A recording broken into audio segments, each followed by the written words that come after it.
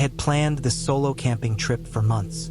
I needed to be alone, away from the noise of the city, from work, from everything. I picked a small patch of forest a few hours' drive from my home, somewhere I had hiked before, but never camped.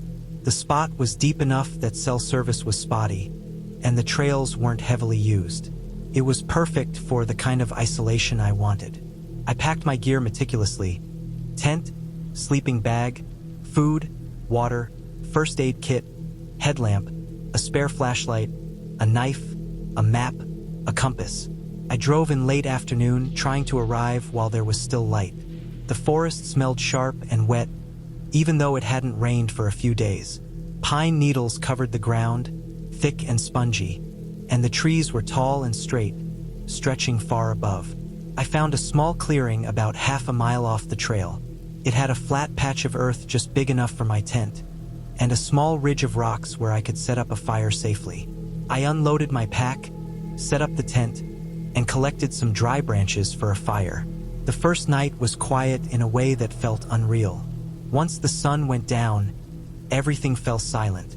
No traffic, no distant voices, just the occasional rustle of leaves or snap of a twig somewhere far off. I cooked a small dinner over the fire, the flames crackling and spitting sparks into the dark. I ate slowly, listening. The forest seemed vast and alive, but in a way I couldn't pinpoint. It was as though something unseen was watching the edges of the firelight, keeping its distance. After I finished eating, I leaned back against a log and shone my headlamp around, scanning the trees. Everything looked normal, yet the darkness beyond the fire's glow seemed denser than it should have been. Shadows stretched in strange ways. I kept my knife close and checked my flashlight. The wind rustled the branches, and I convinced myself that was all it was. I went to sleep around 11, exhausted. The air was cool but not cold, and I zipped myself into my sleeping bag. I had left the fire to die down, a few embers glowing faintly. I woke once around 2 a.m., feeling like something had brushed against my arm, but I was alone. The hair on my neck stood up. I shook it off, blaming my imagination, and turned over. Then I heard it, a soft crunch of leaves, too deliberate to be an animal. I froze. My tent was low, and the mesh walls made it hard to see outside, but I could make out shapes when I shone my headlamp. The beam cut through the darkness, bouncing off the trunks and branches. First, I saw nothing, then movement. Something or someone moved just at the edge of the light. It didn't cast a shadow, which made no sense. The way it moved was wrong, smooth and quiet, not like a human or an animal. My stomach dropped. I held my breath and watched. After a moment, it was gone. Just like that. I didn't sleep for the rest of the night. I sat in my sleeping bag, flashlight in hand, listening to the forest. Every snap of a twig, every brush of leaves, made me tense. I didn't hear voices, didn't see anyone coming closer, but the feeling of being watched didn't leave me. When the first pale light of dawn hit the trees, I unzipped the tent and stepped out. I expected to see signs of someone else, maybe footprints or broken branches, but there was nothing. The fire pit had a few fresh leaves and pine needles scattered on top, but that could have been from the wind. I packed up quickly, my hands shaking, and decided to head back to my car. That's when I realized something was wrong. My map and compass told me I should only be a few hundred feet from the main trail, but the path I had taken in the dark seemed wrong. The trees looked familiar but also off, like I had gone in circles. My GPS, which I rarely trusted but still checked, said I had moved almost half a mile further into the forest than I remembered. Half a mile. I hadn't consciously walked that far. Not only that, but my shoes were covered in dirt, wet leaves, and small scratches. I remembered putting them on when I left the tent. I retraced my steps slowly, scanning the area carefully. Every tree, every rock, every ridge looked normal, yet the sense of disorientation didn't leave me. The forest seemed larger, stranger than it should have been. I forced myself to focus, counting steps, following landmarks. My heart was pounding, and my hands were slick with sweat. Every so often, I would hear a branch snap behind me or the rustle of leaves. I convinced myself it was squirrels or deer, but the noise always seemed to come closer, then stop when I looked back. Hours passed. I started to feel weak from lack of food and the adrenaline pumping through me. My pack felt heavier with each step. Finally, around mid-morning, I recognized a small rock formation near the trailhead. Relief hit me like a wave. I wasn't lost anymore. I kept moving cautiously until I finally saw the dirt road where I had parked. My car never looked so good. I got in, locked the doors, and drove slowly back. I kept glancing in the rearview mirror, half expecting to see movement in the trees behind me. Nothing appeared. I made it home safely, exhausted, and went straight to bed. The experience stayed with me. I double-checked the trail maps, the GPS tracks, and the landmarks. Everything I saw that night should have made sense, but it didn't. I couldn't explain the movement I saw, the feeling of being followed, or the fact that I had walked without remembering. I told myself it was a mix of adrenaline, fatigue, and the forest playing tricks on me, but a part of me knew it was more than that. I don't camp alone anymore. I still hike in that forest, but always in daylight, always with others. I take extra precautions now, extra lights, backup navigation, and a keen awareness of how easy it is to lose control in a place that feels familiar but can turn unfamiliar in seconds. And sometimes, when I'm hiking alone, I still notice the way shadows move just slightly differently than they should. And I remember that night when I wasn't quite alone, even though I should have been. In the end, I came back safe. Nothing physically harmed me, and I learned something crucial. Preparation is essential, but awareness is everything. Even in familiar territory, things can go wrong. Forests are not forgiving, and even a simple camping trip can remind you that control is never absolute. I don't tell the story much, but it changed the way I approach being alone outdoors. And maybe that's the real lesson. I survived, but I respect the forest far more now than I ever did. I went camping alone to challenge myself, to see if I could spend a full weekend in the backcountry without distractions. I had picked a section of forest I knew only from topographic maps, a remote stretch along a narrow river that wound through dense pine and spruce. The trail in was faint, overgrown in places, and I had to bushwhack for stretches where the map showed a path that barely existed on the ground. By the time I found a small clearing near the river, the sun was already low, cutting long, thin shadows across the uneven ground. I set up my tent on a slight rise, far enough from the river to avoid the damp and mosquitoes, but close enough that I could hear the water trickling over rocks. I had brought a small stove, a cast iron pan, dehydrated food, a water filter, and a headlamp. I was prepared, or at least I thought I was. The first night was quiet. The forest had the usual nighttime sounds: the distant hoot of an owl, the rustle of small animals in the underbrush, the river murmuring over stones. I stayed awake longer than usual, listening, feeling the cold creep in once the sun went down, adjusting the tent stakes and the rainfly to make sure I was secure. I had chosen this spot specifically because it felt isolated, but isolation has a different weight when the world goes dark and the forest closes in. My flashlight lit only a few feet around me. Beyond that, it was deep black, the trees forming walls that seemed to lean closer as the night progressed. I woke around 2 a.m. to a sound I couldn't immediately place. It was subtle at first, almost swallowed by the river, but distinct in a way that made my chest tighten. Something heavy was moving through the trees in a straight line, not circling or pausing. Branches snapped, but not the small twigs that a deer might break. These were thick, sturdy branches. The noise was methodical, deliberate. I reached for my headlamp and clicked it on, sweeping it across the trees. My light caught movement, but it was strange. The figure, or whatever it was, moved too smoothly. No hesitation, no glance toward me, nothing that resembled natural animal behavior. It passed between my headlamp beams, and for a moment it seemed almost to glide. I froze, heart racing, trying to make sense of what I saw. Then it disappeared into the darkness beyond my reach. I didn't sleep for the rest of the night. Every sound seemed amplified.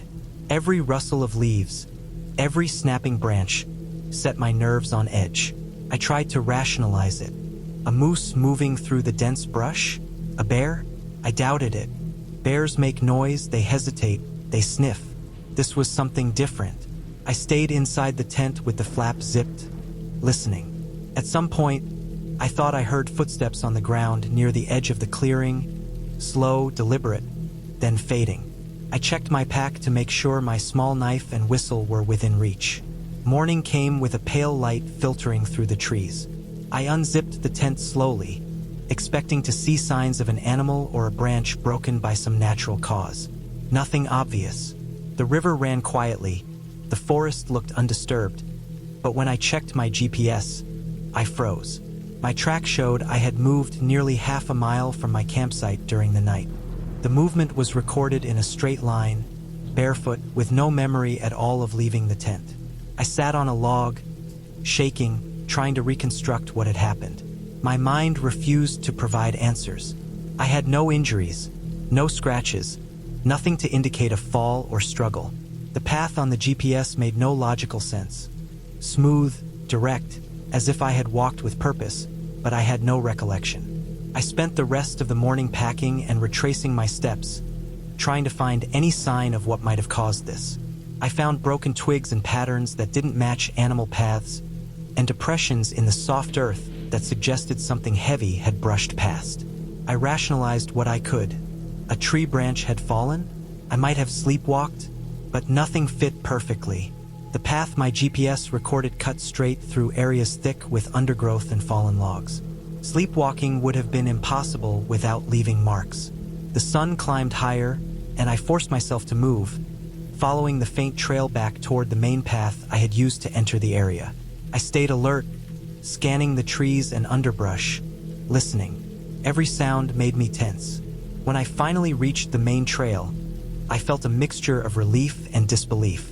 The forest seemed ordinary now, sunlit and open, with birds calling and the river sparkling. The tension that had built overnight didn't immediately leave me.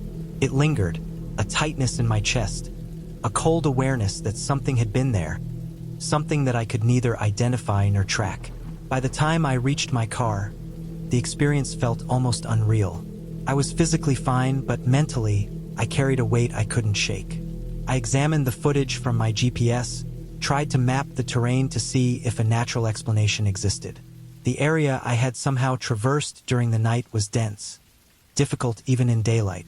I considered leaving the forest entirely, abandoning the site, but I stayed, forcing myself to record what I could, retrace my steps in daylight, and make sense of the night's events. Looking back, the experience changed how I approached camping alone. I had always relied on preparation and logic to keep myself safe, but that night proved how little control anyone has in the wilderness. The forest can move in ways that feel deliberate, and the mind can betray you, leaving gaps in memory that are impossible to explain.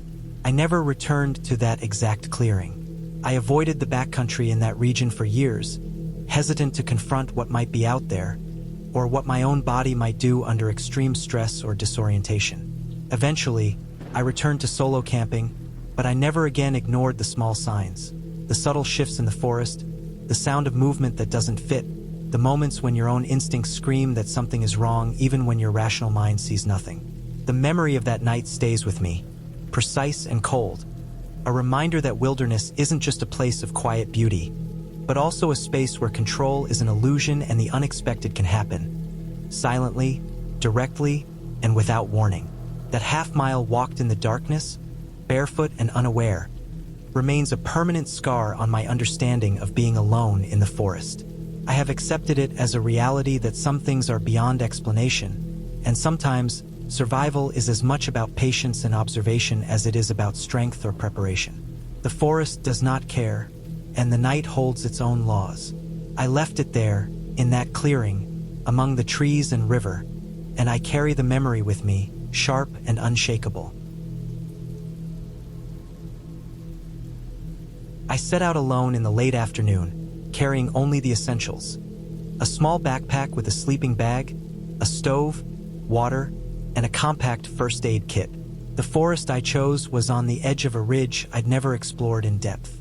I had been camping for years, mostly with friends or groups, but this time I wanted to test myself, to see how it felt to be completely alone, to rely entirely on my own awareness. The trail was faint at first, a narrow line through the pines, with the smell of damp earth and fallen needles heavy in the air. By the time I reached the clearing I planned to camp in, the sun was low, spilling gold across the tops of the trees and casting long shadows through the trunks. I picked a spot on slightly raised ground, flat but with a subtle slope, and set up my small tent with careful precision. The ground was soft, covered in moss, and I layered some pine needles beneath my sleeping bag for insulation. I collected a few small branches for firewood, enough to last the night but not so much it would be a burden. After the fire was going, I sat close enough to feel its warmth, letting the smoke curl around me while I checked my pack and settled in. The forest was quiet in a way that felt intense, as though every small sound was amplified. Birds had stopped singing, the wind had died down, and even the occasional rustle of leaves seemed sharper. I made sure my headlamp was ready, the battery full, and double-checked my GPS. It was a familiar ritual, the careful preparation, a way to feel in control, but deep down, there was an awareness that control could only go so far here. I ate a small dinner, sipped water, and then waited for the dark to settle fully. When the fire dwindled to embers, I extinguished it enough to avoid drawing attention, leaving just a faint glow for comfort, and slipped into my sleeping bag. Around 2 a.m., I woke abruptly. The air was cooler now, damp against my skin where the sleeping bag didn't cover. I sat up, listening. The forest was alive with quiet noises. A distant owl, the soft snap of a twig somewhere behind me. I flicked on my headlamp, scanning the immediate clearing, and then noticed it, something moving between the beams, just at the edge of the light. I froze. It wasn't the kind of movement I was used to seeing at night. No rustle through the brush, no shifting shadow. This was smooth, fluid, deliberate. My headlamp passed over it once, twice, and I saw only the motion, a dark line weaving between the trees without ever reflecting light or breaking the pattern of shadows around it. It didn't move like an animal. It didn't make a sound. I couldn't identify it. I tried to make sense of it. Maybe my eyes were playing tricks. Maybe a branch had shifted in the wind and the shadows had aligned strangely. But the movement repeated, just beyond the perimeter of my light, always visible, always deliberate. My pulse quickened, and I remembered the GPS in my pack, though I hadn't planned to check it in the middle of the night. I kept the headlamp on, moving it slowly from left to right, willing the beam to capture whatever was there, but the light revealed nothing solid. Just the forest, empty and still, and the movement impossible to explain. After a long, tense few minutes, the motion stopped. I sat in the silence, waiting, until exhaustion finally pressed down on me, and I dozed off, light trembling in my hands. When I woke the next morning, the sun was low but bright, spilling across the clearing in a warm haze. Everything looked ordinary. The tent intact, the fire pit cold, no trace of anything unusual except for the lingering unease in the pit of my stomach. I packed slowly, checking the area for any signs of intrusion, stepping carefully over the moss and fallen needles. My feet were bare. I had left my shoes inside the tent when I slept. I grabbed my GPS to track my route, more out of habit than curiosity, expecting to see the small loop I had planned for the night. I froze when I saw the reading. The device showed nearly half a mile traveled from the spot where I had pitched my tent. The track was linear, not random, moving away from the clearing and back, with pauses in certain areas, as though I had been walking deliberately but without memory. I checked the timestamps. It all happened between 2:15 a.m. and 4 a.m. My body was sore, my bare feet scratched and bruised with small cuts from rocks and roots I didn't remember stepping on. The scratches were shallow, nothing serious, but enough to prove I had moved. I tried to reconstruct what had happened. I considered sleepwalking, though I had never done it before. Could I have woken in the night and wandered through the forest without remembering? The thought unsettled me. The GPS didn't lie. The path was clear. I could see where I had stopped, where I had circled slightly, where I had retraced my steps. Each point matched the soreness in my feet, the small abrasions on my ankles. It was as if I had walked with purpose but outside of my conscious mind. The most disturbing part wasn't just that I had wandered, but that it had happened around the time I had seen the movement between my headlamp beams. Something had drawn me out of the tent, whether instinct, curiosity, or subconscious fear. The forest around me looked unchanged in daylight, calm and ordinary, yet I felt different in a way I couldn't immediately define. Every tree, every shadow, every subtle sway of the wind seemed to carry a memory of that fluid motion. I inspected the area where the movement had occurred, but the ground showed only footprints that matched mine, bare and faint, leading away and back. No other prints, no disturbance beyond my own presence. I spent a long time in the clearing, making careful notes in my journal, examining my feet, replaying the night in my mind. By the time I packed up, the unease had transformed into a kind of respect for the forest's unpredictability. I had come alone to test myself, to confront solitude and reliance on my own senses. The forest had given me something different, a reminder that even in familiar territory, even under conditions I thought I controlled, the unknown could manifest in subtle, terrifying ways without breaking the rules of reality. I left the clearing, retracing the trail back to the car slowly, alert to every sound and shadow. The scratches on my feet throbbed slightly, a tangible memory of what had happened. When I reached the edge of the forest, the normal world of roads and traffic, I looked back at the trees, sun striking through the pines, and felt a strange clarity. I hadn't been in danger in a traditional sense. Nothing had chased me, nothing had attacked. Yet the night had changed me.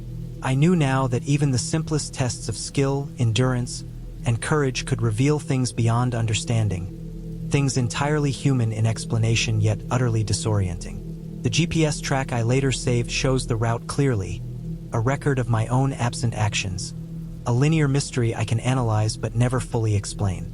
My bare feet bore the scars, my mind bore the memory, and the forest carried the quiet truth.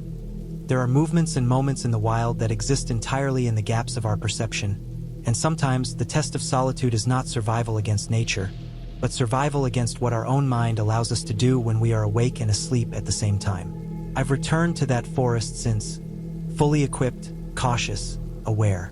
I never again camped completely alone, never again ignored the weight of awareness, and I never again underestimated the strange precision of something moving in silence between the beams of a headlamp.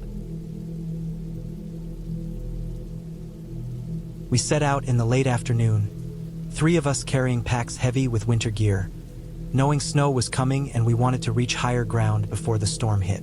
The sky was slate gray, the kind of winter light that makes the forest feel muted and the air taste cold and sharp. Our chosen site was a ridge I had found during a scouting hike the previous fall, a flat section of old granite surrounded by sparse pines. It wasn't large, but it would keep us above the deeper drifts and offer some shelter from the wind. The trail up had been rough, steep in places, littered with loose stones and fallen branches. We moved slowly, our boots crunching over dry needles and the first patches of frost that hadn't yet melted in the fading daylight. By the time we reached the ridge, the last rays of sun had vanished behind the mountains, leaving only a dim twilight. We picked spots for our tents, close enough to huddle near each other for warmth but far enough to give ourselves a little privacy. The wind was beginning to pick up, stirring the bare branches and carrying with it the sharp scent of frozen earth and distant snow. We set up quickly, staking our tents on the thin soil over the rock, stacking our gear inside to keep it from sliding down the slope. I remember the silence of the ridge once everything was in place, the way the forest seemed to stretch out below us, dark and still, waiting. Night fell fully, cold and absolute. The wind increased, whistling over the granite and rattling our tent fabric. We ate a sparse meal of jerky and nuts, then wrapped ourselves in sleeping bags, listening to the weather moving in. The first hours were uneventful. Snow hadn't yet arrived, but the sky was heavy and low, the clouds almost tangible. Every branch that scraped against another, every distant crack of a falling pine cone, sounded louder than it should have. My mind wandered over the day's hike, the careful placement of our gear, the rhythm of our breathing in the cold. Sleep came in fits, punctuated by the gusts of wind that pressed against the tents and made the ridge feel suddenly exposed. When dawn arrived, the sky was pale and gray, muted as if the light itself had been filtered through wet cloth. I unzipped my tent and stepped out, the frost crunching under my boots. At first, everything looked normal. Soft frost on the rock, the wind-stunted pine needles glistening with ice. But then I noticed them, massive tracks circling our tents. They were enormous, far larger than any animal I had ever encountered. The width of each print was astonishing, deep impressions in the thin soil atop the granite. There were no claw marks, no jagged edges, nothing to indicate teeth or talons. Just the raw weight of something heavy pressing into the ground in perfect, round depressions. I traced one with my boot, measuring it against my own foot, my hand shaking slightly. The depth suggested immense weight. The three of us moved carefully among the tracks, following their path around our tents. The circle was almost complete, a careful orbit around our sleeping sites, as though someone or something had walked deliberately, inspecting, assessing. My companions stayed close, faces pale in the gray morning light, each of us silent, listening to the wind and the subtle sounds of the ridge. The tracks ended abruptly at the edge of a bare rock outcropping. The soil gave way to smooth granite, too hard and unyielding to hold an impression.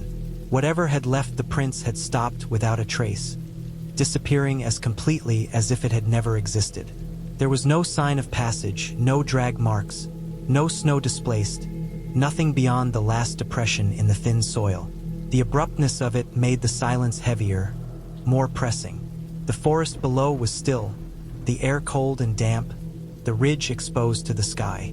We examined the surrounding area carefully, scanning the sparse forest and the rocky terrain. There were no broken branches, no footprints leading away from the ridge, nothing to suggest a path. The wind carried no sound of movement, no rustle of wildlife. It was as if the tracks had appeared only to encircle our tents and then vanish entirely. My stomach tightened. My mind ran through every explanation I could imagine. Large wildlife, logging equipment, a natural formation, but nothing fit. The size and precision, the absence of claws, the abrupt stop at bare rock. It didn't align with anything I knew. We packed our gear quickly, the ridge feeling suddenly hostile, the snow that had begun falling adding a wet chill to the morning air. Every step down the slope was measured, careful, our boots slipping on frost and loose stones. I kept glancing back at the ridge, at the sight of the tracks, my mind unwilling to let the image fade. The forest below offered no answers, just more shadow and trees and the muted rhythm of falling snow. On the hike down, we stayed close, each of us alert to every noise. The forest had shifted overnight, the snow muting sound, flattening detail, and yet amplifying every scrape and crack. My companions spoke little, our usual banter suppressed by the weight of what we had seen. Even in daylight, the ridge seemed strange, almost impossible. The circle of massive prints, the sudden end at bare rock.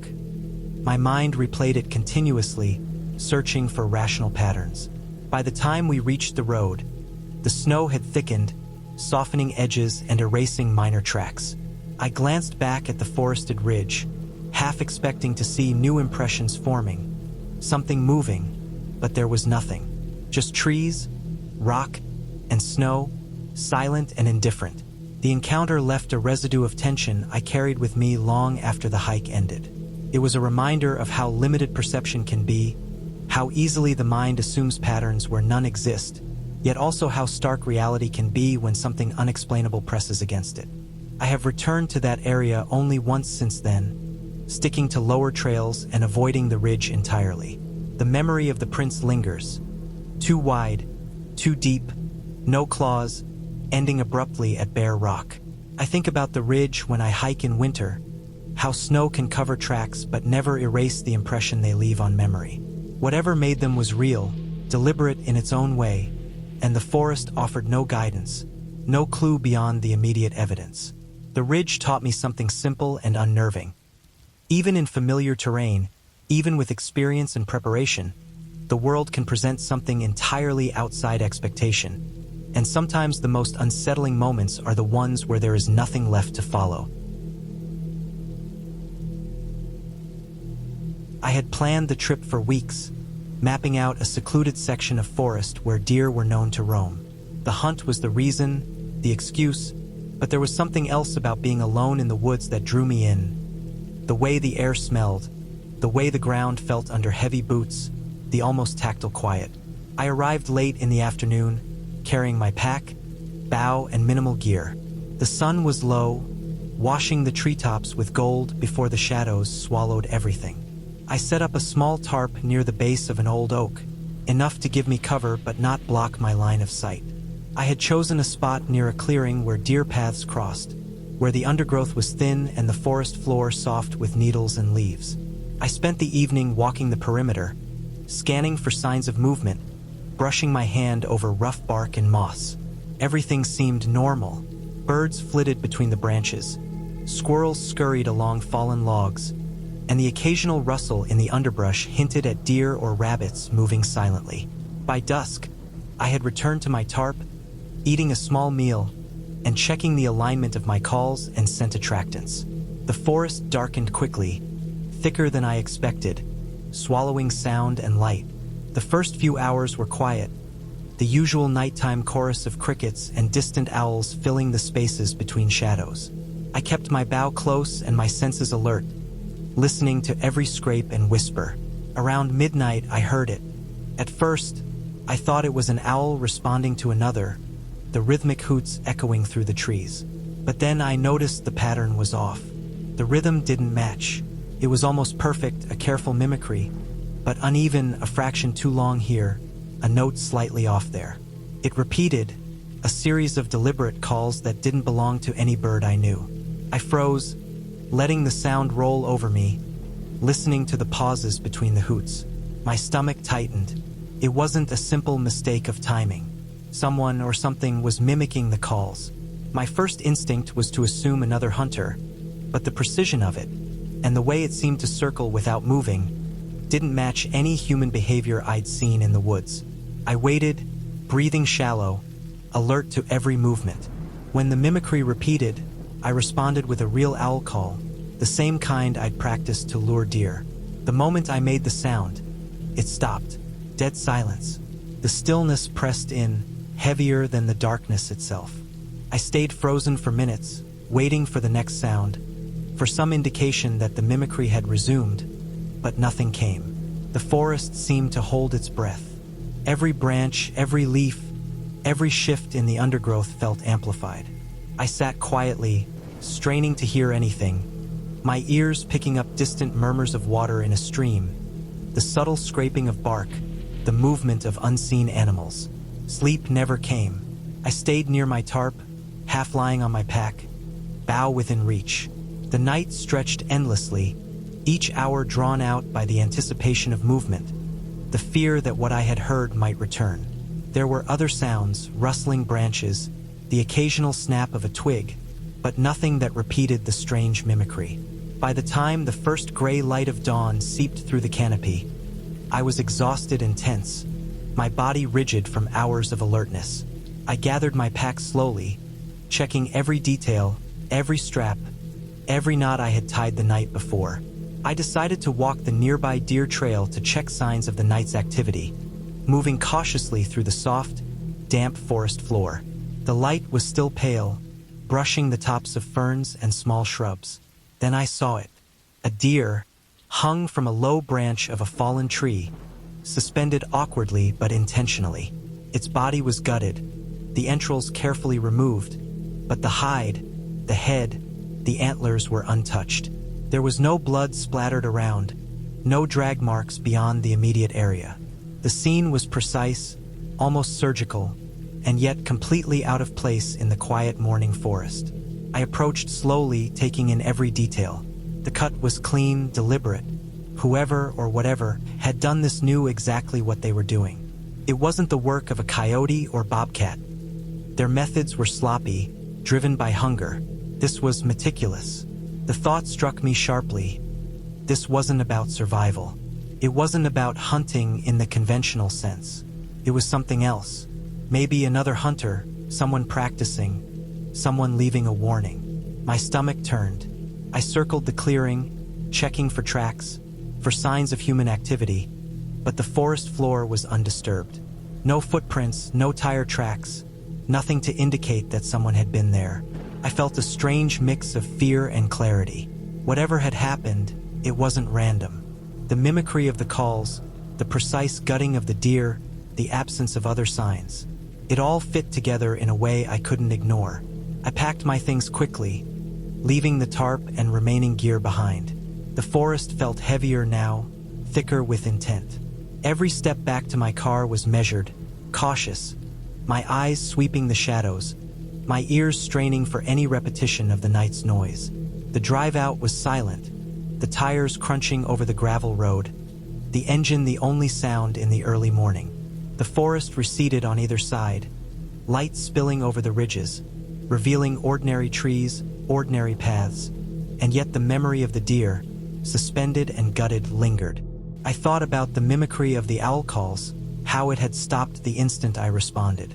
It was deliberate, intelligent, controlled. Not animal, not random, not a mistake. The forest had revealed something precise, something human in its planning, and yet it had left almost no trace. I reached home later that morning, exhausted, shaking slightly. I couldn't tell anyone, not really. How would I explain it without sounding paranoid? The calls, the deer, the absence of tracks, it defied normal explanation. And yet it was all real. Every detail was etched in my memory. The rhythm of the mimicry, the silence after my call, the careful precision of the gutted deer. I've returned to the woods since, but never to that clearing. I hunt in other areas, still alone, still careful, but I carry that memory with me. It has changed the way I move, the way I listen, the way I perceive the forest. I know now that the woods are not random, that patterns exist even where they shouldn't. And I know, with a clarity that has never left me, that sometimes skill and intent in the forest can be masked so completely that you only notice it in fleeting details. A rhythm that is slightly wrong, a movement that doesn't match anything else.